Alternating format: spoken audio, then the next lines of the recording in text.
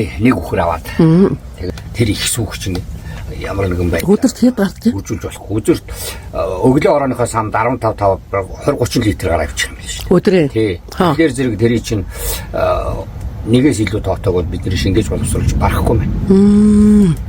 Тэгэхээр зэрэг цаашид бүр өргөжид төлөвлөхөөс ч одоохондоо зөвхөн хэрэглээндээ нэг цагаан эдээ ахуй хэмжээндээ бол ерөөсөө нэг үхрээс үг бол хангалттай л нэг хүн боловсруулж гараа гүйцэхгүй шүү.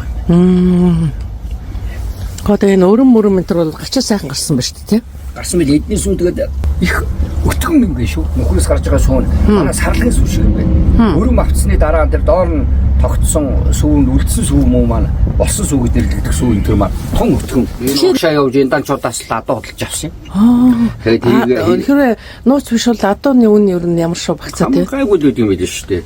Нэг 7-800 энэ тэр байдаг юм л шүү дээ. Ший бол зэрлэг адуу бэлчээрийн тахлаад тэдний чинь зовоогоо дарчлагаад байдаг болохоор мустанг чинь өссөн газар замбраагүй өссөн. Тэгэхээр зэрэг тэр бүгдий чинь бол устгаж юу янз бүрийн одоо борлуулалтын тэр дээр бол нэг асуудал байдаг юм.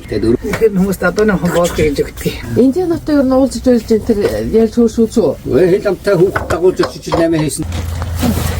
Мали. Напсад сагнэр маадыг л ингээд өөрхөн би нөө цэцгээр ингээд момент асуултыг. Оо за. Тэгээд дилэн нараад ирэхэд заримдаа пассенжер хэвчээ угаанаа гэж байна. Тэгээд энэ